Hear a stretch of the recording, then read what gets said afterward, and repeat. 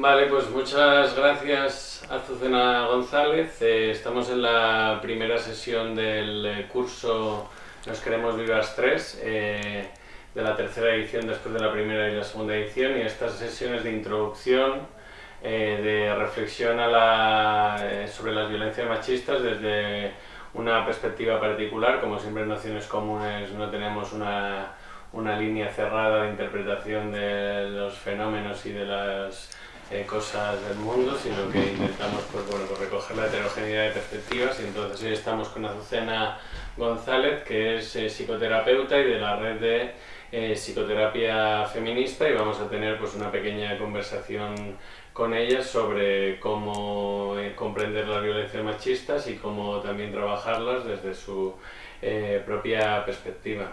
Entonces la primera pregunta que te queríamos hacer, Almudena, Azucena, es sobre la relación entre la violencia de género y las violencias sociales en general.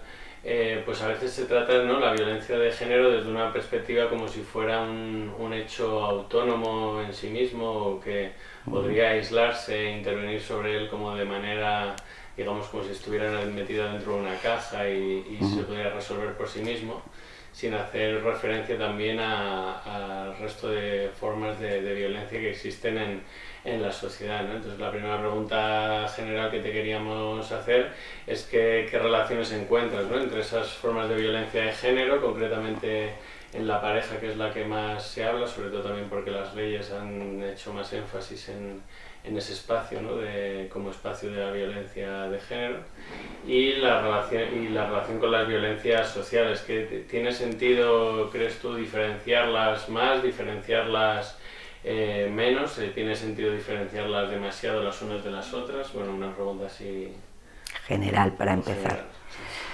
Bueno, yo creo que la violencia machista tiene muchas cosas en común con otras violencias sociales, ¿no?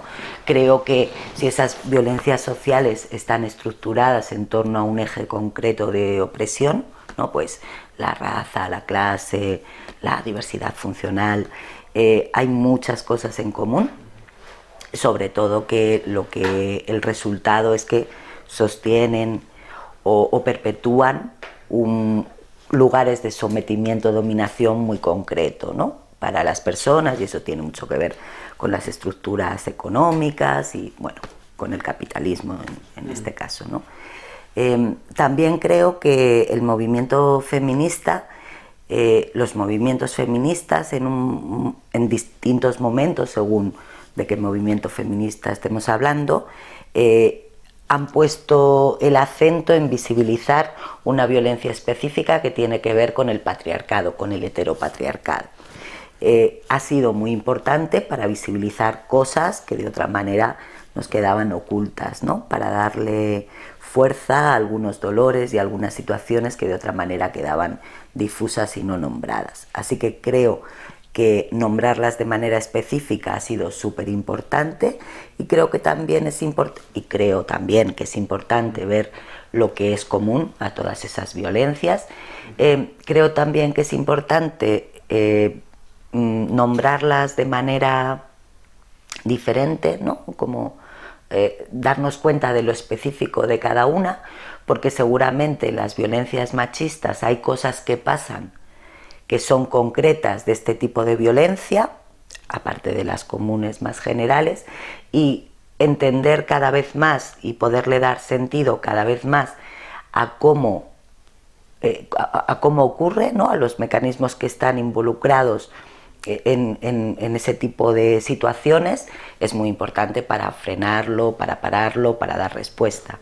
Dentro de las violencias machistas también, a mí me parece importante nombrar diferentes violencias machistas para poder también entenderlas de una manera más concreta. Por ejemplo, las violencias que se dan en las relaciones de pareja, desde mi punto de vista, además de tener algo en común con las violencias machistas que tiene que ver con el hecho del heteropatriarcado, ¿no?, tienen también en específico que ver con las dinámicas que se dan en las relaciones amorosas, tiene también que ver con lo que se produce en los sistemas familiares, o sea que cada una, cuando la observas en concreto, nos da pistas de cómo podemos combatirla, que es de lo que se trata.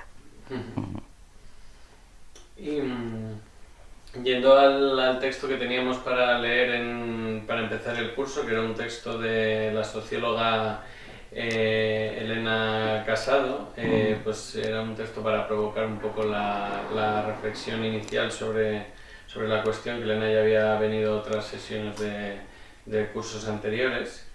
Y dice Elena Casado que la violencia no es un fenómeno solamente objetivo, ni tampoco es un fenómeno solamente subjetivo, la violencia de género, ¿no? En el sentido de que no se puede reducir ni a su dimensión objetiva ni a su dimensión subjetiva, pero que siempre es a la vez objetivo y subjetivo. Bueno, que es una afirmación un poco así teórica general, ¿no? ¿Qué crees que quiere decir Elena con esto? ¿Cómo ves tú esta idea de que la violencia es inseparablemente objetiva y subjetiva?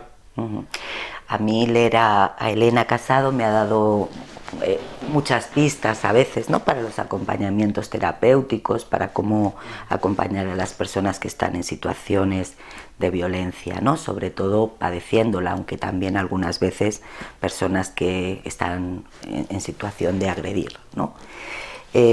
Me parece muy sugerente lo que ella propone. En mi lectura de Elena Casado, que no sé si es exactamente lo que Elena quiere decir, esto de lo objetivo y lo subjetivo, yo me lo cuento como, además de que hay cosas estructurales que están, que no son comunes, ¿no?, en cuanto a cómo poder nombrar las violencias, cada persona internalizamos desde nuestro psiquismo, al construir nuestra subjetividad, una cierta relación con esos fenómenos que tienen que ver con las violencias, ¿no? En la subjetividad de cada cual, la relación con la violencia también está, ¿no? Y desde ahí va a ser algo que pongamos en práctica, actuemos a la hora de ponernos en relación con otras personas. Yo lo que entiendo es que hay cosas que podemos nombrar que están más en las estructuras y que luego hay cosas que cada cual va a vivir un poco con respecto a su propia historia y a su propia relación consigo mismo, ¿no? Consigo misma. Un ejemplo sería que algunas veces no entendemos en las personas que están en una pareja sufriendo violencia, por ejemplo, no entendemos cómo, bueno, no, de una manera más fácil, ¿no?, conociendo lo que conocemos teóricamente, no podemos irnos de ese tipo de relaciones, ¿no? Ahí no estamos teniendo en cuenta que cuando nos construimos en un vínculo amoroso, estamos poniendo una parte de nuestra identidad en ese vínculo, y que a veces en esas separaciones lo que se produce es una fractura identitaria muy fuerte que no es tan fácil de sostener. A veces da más susto que estar en una relación de violencia, según el grado de esa violencia, por supuesto, ¿no? También hablamos de violencia como algo general y tendríamos que tener más vocabulario para poder hablar de distintos grados de violencias, ¿no? Pero bueno, cosas que ocurren que tienen que ver con la propia subjetividad, ¿no? O cómo represento yo lo familiar como un eje estructurante de mi narcisismo, ¿no? A lo mejor sostener las relaciones familiares es para mí algo de máxima importancia, por lo que yo he ido viviendo a lo largo de mi vida, por lo que mi familia de origen pasaba, por lo que incluso más allá de mi familia de origen, ¿no?, lo que se ha ido reproduciendo de mis abuelas, de la gente que vive antes que yo, y que a veces se concreta en introyectos, en normas, en mandatos que yo tengo dentro con respecto a cómo sostener, mantener relaciones y qué grado de relación con la violencia yo puedo soportar, o cómo me cuento esa violencia. Bueno, es la lectura que yo hago. No sé, Elena, si estaría exactamente de acuerdo con esto. Bueno, si no se lo preguntaremos a Elena, pero no sé si entendía yo también por eso, ¿no?, que o a mí me remitía pues a esa idea, ¿no? De cuando hay una agresión, ¿no? Que en el momento se dice, en los movimientos sociales, en entornos así, se dice, si yo digo que es una agresión, ¿no? Y eso es como lo que activa también los procesos de protección de eso, ¿no? No sé si Elena también está diciendo que además de esa protección, por supuesto, pues una persona que se siente agredida tiene derecho, se debe activar en unos espacios protegidos frente a las formas de agresión y de violencia. Cómo establecer pues esos criterios, no sé, de objetividad o de realidad para luego ver qué hacemos como colectivamente con esas violencias o algo así, ¿no? No sé si quizás también se podría entender como, bueno, de esa negociación entre lo colectivo y lo subjetivo, ¿no? Que siempre hay algo de lo subjetivo que lo colectivo no puede comprender o terminar de tal, y luego al revés, ¿no?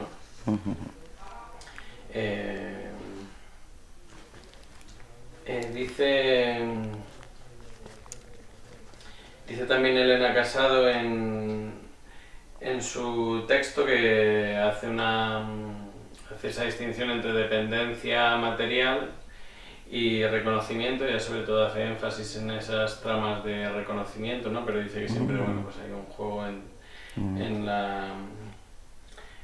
las formas en las relaciones entre lo que es la dependencia y lo que es el reconocimiento, ¿no?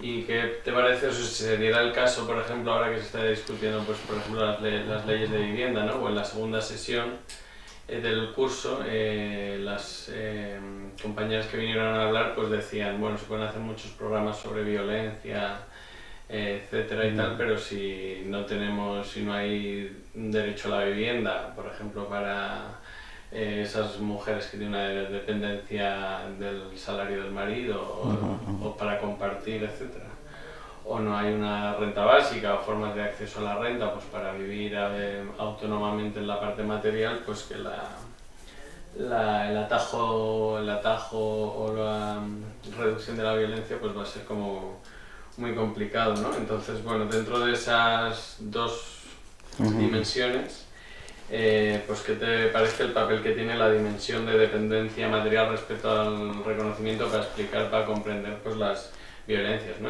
Bueno, entendemos que hay todo tipo de casos y de situaciones, pero esa relación entre dependencia y reconocimiento, ¿cómo la ves, ¿no? Y en tu trabajo clínico, ¿cómo lo ves esas dos dimensiones? Bueno, la dependencia material en realidad históricamente y según la clase social en la que estés ubicada, tiene muchísima importancia, porque es verdad que a veces se aguantan situaciones o se lleva a situaciones al límite porque no hay una salida en la que yo me pueda sostener, ¿no? Porque esa dependencia material sí importa. Durante un tiempo nos hemos centrado más en las dinámicas de reconocimiento, ¿no? Es verdad que hay mujeres más independientes económicamente y que también soportan unos grados de violencia muy fuertes, por ejemplo, en las relaciones de pareja. Me estoy dando cuenta que nos estamos centrando mucho en las relaciones de pareja, ¿no? Hemos hablado de violencias machistas y hemos aterrizado. La investigación de Elena sobre violencia en la pareja, ¿no? Pero sí, bueno, podemos hablar más. Luego podemos hacer más de violencias machistas, ¿no? Vale, en este caso, en violencia machista en las relaciones de pareja, es verdad que hay mujeres muy independientes económicamente que también se quedan soportando unos niveles de violencia muy fuertes, ¿no? Como descubrimos eso, empezamos a quitarle un poco de importancia a la dependencia material, ¿no? Y yo creo que así socialmente hay un poco de desprecio a eso, ¿no? Se dice mujer denuncia y no se dice mujer denuncia, pero a ver dónde vas a vivir, ni si vas a poder sostenerte o vas a poder comer, ¿no? Ese cierto desprecio se sigue dando mucho cuando estamos en un grupo de mujeres y no tenemos esa dimensión en cuenta, ¿no? Hablamos de cómo romper, qué nos dificulta internamente para romper, y despreciamos un poco lo material. Y yo creo que lo material, y en momentos de crisis y según qué personas estén en esa situación, es una cosa fundamental. Las dinámicas de reconocimiento serían las que tienen más que ver con cómo yo me construyo en identidad, ¿no? Como una parte identitaria mía se va a nombrarme con respecto a un vínculo concreto que sería el de la relación de pareja. Y es verdad que esa dinámica de reconocimiento es la que, si se rompe, produce duelos muy fuertes o vacíos identitarios muy grandes, según cómo me haya contado yo a mí misma con respecto a las relaciones de pareja, según cómo construya con respecto a la idea de amor romántico, o según qué sentido me dé yo en el mundo sin alguien al lado que me acompañe.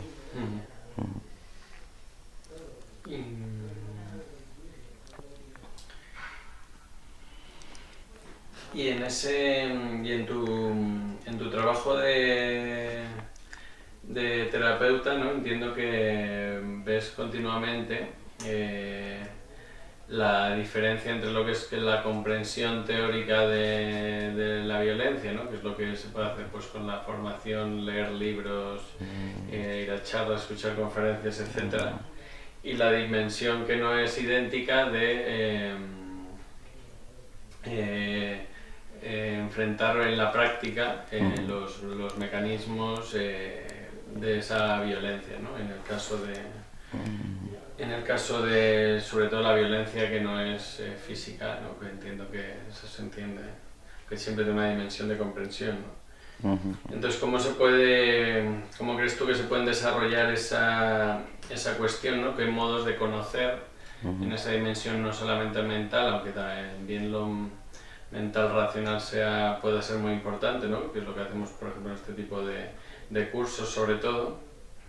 ¿Cómo se puede desarrollar modos de conocer esa violencia que no pasen simplemente por la dimensión mental, ¿no? ¿Cómo? Pues remitiéndonos mucho a lo experiencial. Claro, yo creo que por ahí también me preguntabas con Sí. esto que tenía que ver una escucha feminista, sí, ¿no? ¿Cómo sería la escucha feminista? La forma de escuchar una teoría sistemática, ¿no? Entiendo que no es lo mismo que el tipo de escucha que se produce en un espacio terapéutico, por ejemplo, o en un grupo terapéutico o no terapéutico. En una asamblea misma también puede tener unos efectos terapéuticos, es decir, esa escucha, esa comprensión que apela más al plano afectivo, entiendo, que al plano racional, ¿no? Sería uno de esos modos, entiendo, de desarrollar esa comprensión de la violencia en ese plano también más corporal, más práctico, más como lo... Vale.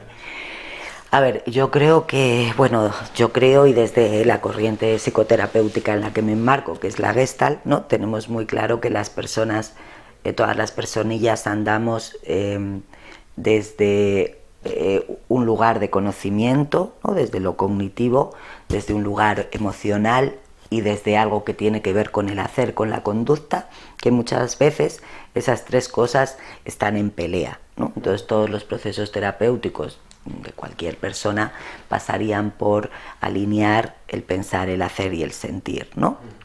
Cuando hablamos desde aquí, yo pienso que para muchas mujeres todos los introyectos tradicionales todos los introyectos, que son todos esos mandatos que nos hemos ido comiendo, que tienen que ver con la estructura, las mujeres son, los hombres son, una persona es, no sé qué, ¿vale? Que conforman mucho el superyo de las personas, ¿no? Como ese ideal del yo al que queremos llegar. Bueno, esa parte de los introyectos está mezclada con cosas muy tradicionales y cosas también muy progres, ¿no? Es lo que ahora Marcela Lagarde llamaría sincretismo de género. Bueno, no tan progres, perdón. Serían cosas tradicionales y cosas que ahora se presentan como más progres, por ejemplo, que las mujeres también tenemos derecho al espacio público, que tenemos que desarrollarnos profesionalmente y que tenemos que ser muy buenas también profesionalmente, aunque también tenemos que estar siendo muy buenas en el cuidado, en el sostenimiento de las relaciones, bla, bla, bla. Son mensajes, ¿no?, que andan muy cruzados. Y además se añaden otros que son mensajes que hemos ido construyendo más desde nuestros posicionamientos políticos, que pueden ser los mandatos que vienen del feminismo, ¿no? Por ejemplo, yo que soy feminista no me puedo ver a mí misma en una situación en la que supuestamente soy abusada, ¿no? o en un lugar de sometimiento, porque me voy a enfadar mucho conmigo, porque ¿no? va a ser algo a lo que yo no tenga derecho, ¿no? Entonces, algunas veces lo que pasa con esto es que a donde yo quiero llegar, que tiene mucho que ver con quién quiero yo ser, ¿no? Y tiene que ver a veces con introyectos, ideales, ¿no?, que tienen mucho que ver con lo político y con mis ideales, ¿no? No le alcanza mi vivencia, mi cuerpo, ¿no? Porque hay otros introyectos que también me he comido y que han hecho cuerpo en mí, que están en contradicción, ¿no? Eso sería como yo puedo pensar mucho y muy bien, ¿no?, en qué pareja es la que yo quiero, y luego verme en unas dinámicas en la pareja que no son exactamente lo que más me apetece o lo que me hace sentir orgullosa, ¿vale? Una escucha feminista, yo creo, debe entender esto, ¿no? Y debe entender que el feminismo no te vacuna de que el patriarcado atraviese tu cuerpo, ¿no? Te permite a lo mejor a ratos tenerlo más a raya o visibilizar más las consecuencias de del heteropatriarcado en tu cuerpo, ¿no? Pero no hace que desaparezca todo eso de ti. Entonces creo que una escucha feminista debe no estar alejada, ¿no?, saberse también en cuestión en eso, y desde ahí poder entender todo el tiempo y acompañar todo el tiempo la contradicción entre lo que estoy sintiendo y parezco desear y lo que quiero, y ponerlo un poco menos en guerra, ¿no? Amigarlo un poco, de manera que pueda flexibilizar algunos de los introyectos con respecto a mis dolores o a mis dificultades en cuanto a transitar cosas, ¿vale? Y también pueda sostener algunos de esos dolores en base a lo que yo quiero que sean las cosas, ¿no? Es una negociación entre esos dos lugares para que el hacer con respecto a esas dos cosas esté más en una línea que no me haga estar en pelea interna. Sí, es una tensión productiva, pero no una contradicción demasiado... Sí, sobre todo también que no nos maltratemos muchísimo con esa contradicción, ¿vale? Porque a veces el ideal del yo a donde yo quiero llegar, ¿no?, nos mira, nos evalúa y dice menuda mierda, ¿no? Entonces en ese mirarnos nuestro propio ideal y atormentarnos, ¿vale?, hay muchas maneras de tratarse, ¿sí? Entonces, bueno, una puede ser más o menos cariñosa y amable con sus propias contradicciones, ¿no?, aunque no quiera renunciar a resolverlas, ¿vale? El camino no es pararse, ¿no? No es decir, bueno, pues ya está, ¿no? Sino meterse en una relación sádica con los ideales. Eso es. Vale, también porque desde ahí nada se cambia, ¿vale? También entendemos en los procesos terapéuticos que para cambiar hay una parte, bueno, lo primero y fundamental es conocer, porque a veces desde estos ideales de lo que tiene que ser, ni siquiera me permito escuchar que yo sienta cosas distintas, ¿no? O sea, en una primera parte sería que esto solo no maneje toda la relación conmigo y que me pueda escuchar con respecto a otras cosas, ¿vale? Eso por un lado, pero además de eso, de que yo me pueda escuchar, también que en esa escucha el camino bueno, no sea sádico, no sea atormentado, me permita a mí, que es lo que hace que yo también permita al afuera, porque todas estas cosas que se quiebran mucho en mí, que se convierten en grandes conflictos que no puedo resolver, yo voy a andar atizando el mundo con ellos, ¿vale? Y pidiéndole a las demás personas que lo tengan resuelto, ¿no? Entonces, suavizarlo en mí implica suavizarlo en el resto, y para que el cambio se produzca, sentirlo, conocerlo y aceptarlo un poco. Y desde ahí el diálogo se puede producir. Desde ahí se produce la teoría paradójica del cambio, ¿no? Que pasa por saber dónde ¿Qué estás. teoría se llama así, la teoría paradójica del cambio? Sí. Ah, en En Gestalt o Gestalt, en psicoanálisis. en Gestalt, en Ah, Gestalt. vale, luego hay otra, cuestión dentro, bueno, pues también de las transformaciones que están sucediendo, los cambios que están sucediendo también en los últimos tiempos, que había otra paradoja. Puede ser que el hecho de que el feminismo tenga una mayor visibilidad, que haya mujeres más empoderadas, que haya luchas feministas más fuertes, no necesariamente tendría que llevar a que eso haya menos violencia de los hombres contra las mujeres, sino que quizás un primer indicador es que al producirse esas tensiones y romperse ese estadio de, digamos, de dominación más o menos consensuada o de dominación invisibilizada, eso puede generar, digamos, reacciones, ¿no?, por parte del patriarcado, de los sujetos que están en posiciones dominantes, ¿no?, como de hecho pues podemos ver ahora en algunos planos, hasta políticos, ¿no?, con las nuevas extremas derechas y tal, ¿no? Entonces eso es una distinción que también dice que hace Elena Casau, ¿no?, que puede haber violencia sin que haya dominación, o que puede haber dominación sin violencia, es decir, distingue violencia de dominación, y eso puede ser pues una distinción interesante para comprender los fenómenos de violencia. ¿Cómo lo entiendes tú o cómo lo ves esa idea? Sí. Claro, es que puede haber violencia sin dominación, es verdad. Creo, ¿no?, que...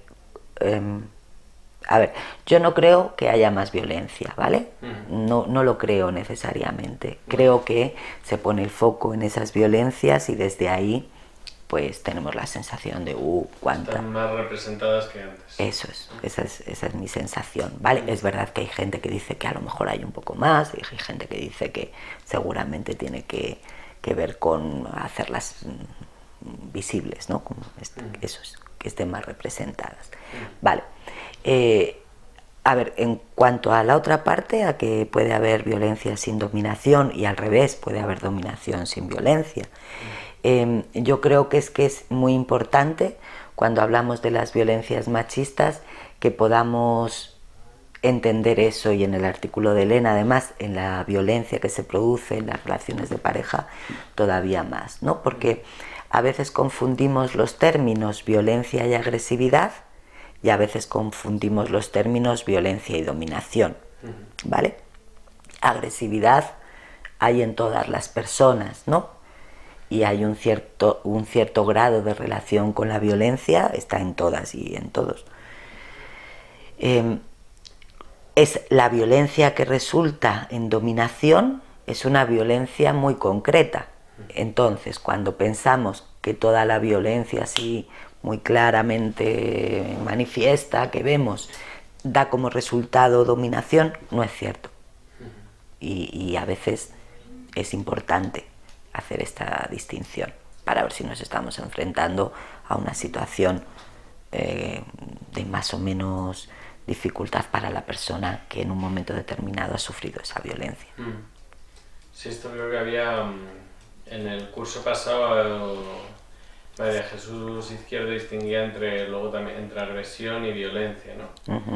Decía que bueno, que agresión es un ejercicio de fuerza que puede ser en cualquier dirección, y que la violencia es un ejercicio de poder, ¿no? Y decía pues bueno, que muchas veces en las agresiones machistas, ella lo tendería a llamar muchas veces más agresiones machistas que violencias machistas, en el sentido de que el sujeto que a veces ejerce la agresión no necesariamente está en una posición de poder social en general, sino que él también, digamos, está siendo directa o indirectamente víctima del patriarcado, en tanto fenómeno estructural y tal.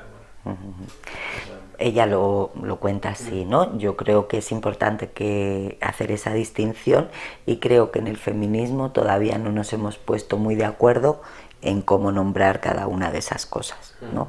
No toda la violencia da como resultado una dominación. Eso, desde luego, cuando haces acompañamientos a personas, está claro. Vale, pues más o menos eso. ¿Quieres añadir alguna cuestión más? ¿Algo respecto a los talleres que realizas o a tu trabajo?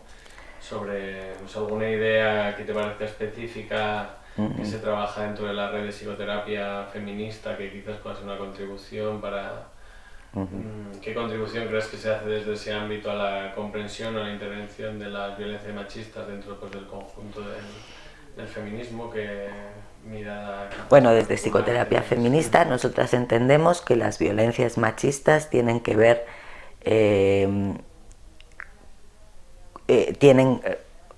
están fundamentadas sobre todo en el heteropatriarcado, con lo cual entendemos que hay una violencia específica contra las mujeres y una violencia contra identidades no normativas, y que esa violencia específica contra las mujeres tiene representaciones distintas en la violencia sexual, violencia en las relaciones de pareja, matrimonios forzosos, bla, bla, bla, ¿no? Podríamos distinguir muchas violencias contra las mujeres, y está bien que las podamos distinguir para poder mirar qué características específicas hay en cada una de ellas, y también sobre identidades no normativas que